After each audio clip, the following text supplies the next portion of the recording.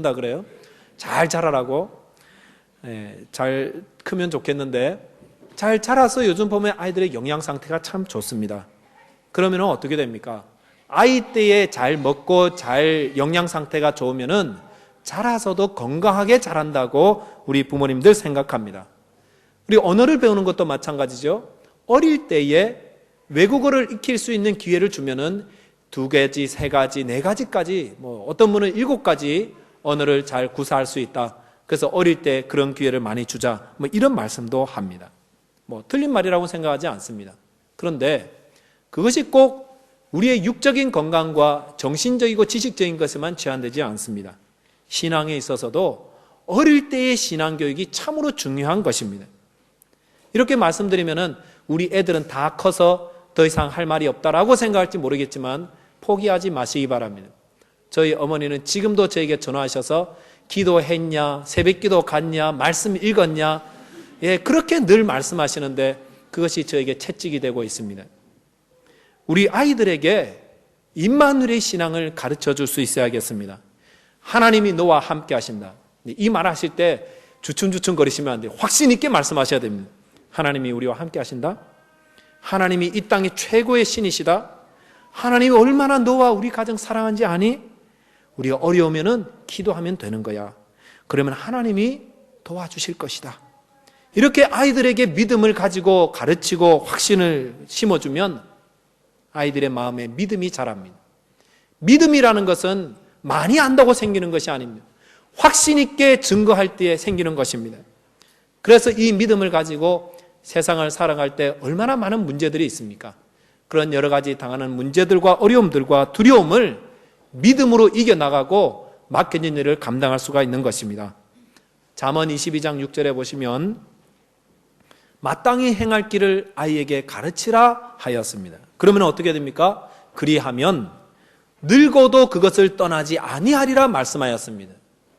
어릴 때 지성이 다 크지도 않고 아직도 뭔가 좌우를 분별하지 못할 때에 마땅히 행할 길과 하나님에 대한 것과 신앙에 대한 것들을 바르게 가르치면 나중에 지성이 다 자라고 자기만의 가치관이 생기고 삶의 어떤 철학이 생겼을 때에도 어릴 때 받았던 그 신앙의 교육으로 인해서 늙을 때에도 마땅히 행할 길을 알고 바르게 살아간다는 것입니다. 선생님이나 부모님이 가르쳐준 그 믿음의 가르침이 일생을 좌우하게 된다는 것입니다. 그러므로 우리 부모님들과 선생님들 얼마나 큰 책임이 있겠습니까?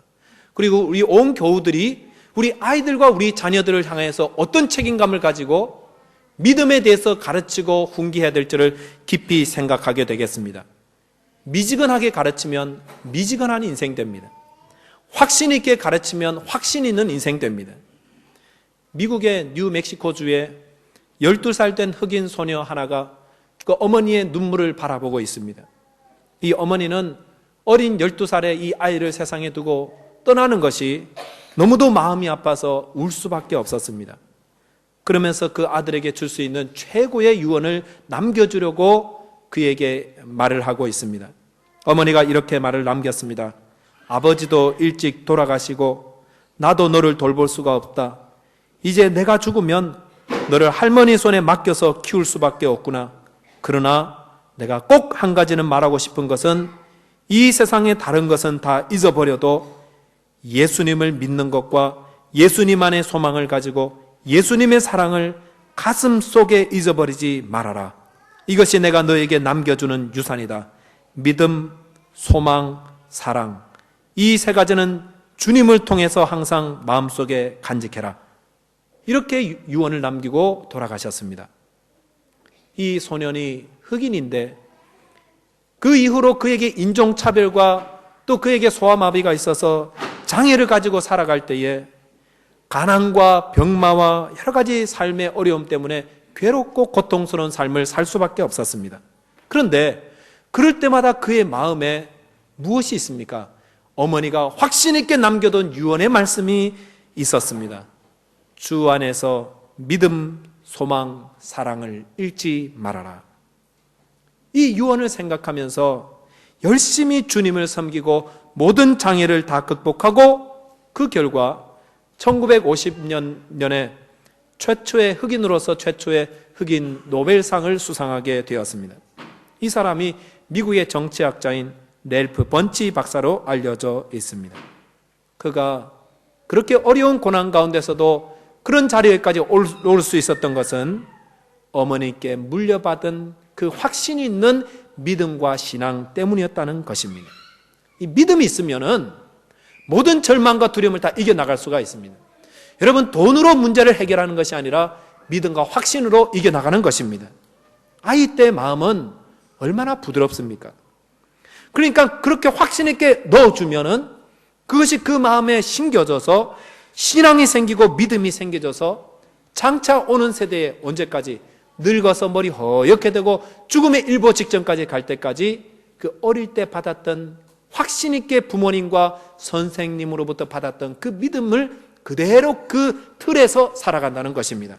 그러므로 오늘 우리가 어린이 주일을 맞이해서 우리 어린이들과 우리 자녀들, 장성한 자녀를 다 포함하죠. 어떻게 기르고 어떻게 훈계하고 어떻게 그들에게 내 확신과 믿음을 남겨줄지를 오늘 우리가 진지하게 고민하고 결단해야 된다고 믿습니다. 어린 아이 때에 마땅히 행할 예수 그리스도에 대한 복음과 임마누엘의 하나님과 하나님의 사랑과 기도하면 들으시고 역사하시는 하나님을 가르치심으로 저와 여러분들의 자녀뿐만 아니라 우리 온 세대의 모든 자녀들이 믿음 안에서 승리하며 살아가게 되시기를 주님의 이름으로 축원드리겠습니다. 두 번째는 우리 마음, 어른이 되어버린 우리의 마음을 어린아이 같은 마음으로 회복해야 한다는 것입니다. 오늘 본문 17절에 보시니까 예수님이 이렇게 말씀하십니다. 내가 진실로 너희에게 이르노니 누구든지 하나님의 나라를 어린 아이같이 받아들이지 않는 자는 결단코 거기 들어가지 못하리라 하시니라 하였습니다. 결단코 들어가지 못하리라. 기억하십시오. 어린아이같이 하나님의 나라를 받아들이지 않으면 결단코 들어가지 못합니다. 근데 이것이 무슨 말입니까? 여러분들은 하나님의 나라를 어린아이같이 받아들이셨습니까? 우리가 이 뜻을 아셔야 될 거잖아요.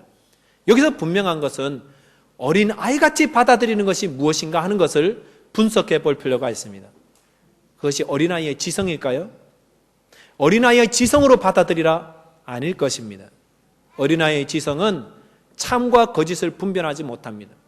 아직도 무엇이 바른가를 분별하지 못하는 것이 어린아이의 지성입니다.